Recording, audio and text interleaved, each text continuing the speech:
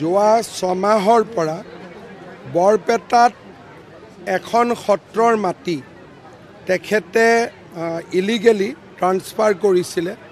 তেতিয়া আমি তেওঁক ট্ৰান্সফাৰ কৰিছিলোঁ বৰপেটাৰ পৰা, আৰু লগতে মই CM ভিজিলেন্সৰ তদন্তৰো নিৰ্দেশ দিছিলোঁ। যোৱা কেইদিনমানৰ পৰা আমি তেওঁক চাই আছিলোঁ। পৰহি ৰাতি তেওঁ নামচাই ৰেজৰ্ট বুলি এখন হোটেলত আছিলে। আমি তেওঁক তাৰ পৰাই ট্ৰেক কৰি আছিলোঁ, আৰু যেতিয়া তেওঁ ঘৰ আহি পালে আমি এৰেষ্টো কৰিলোঁ, তালাচীও চলালোঁ। 92 লাখ টকা সোণৰ গহনা, 2টা লকাৰ আছে। আজি লকাৰ 2টা চোৱা হ'ব। আমি আয়তকৈ তেওঁৰ সম্পত্তি 400 গুণ আমি বেছি পাইছোঁ। গতিকে আমি ভাবোঁ যে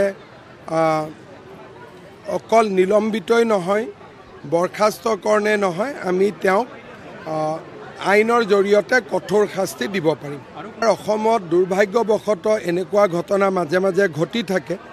ৰাইজেও সাৱধান হ'ব লাগিব, আৰু কোনোবা অফিচাৰে টকা পইচা বিচাৰিলে তৎকালীনভাৱে CM ভিজিলেন্স বা আমাৰ ভিজিলেন্স এণ্ড ইকনমিক্স ডিপাৰ্টমেণ্টত জনাই দিব।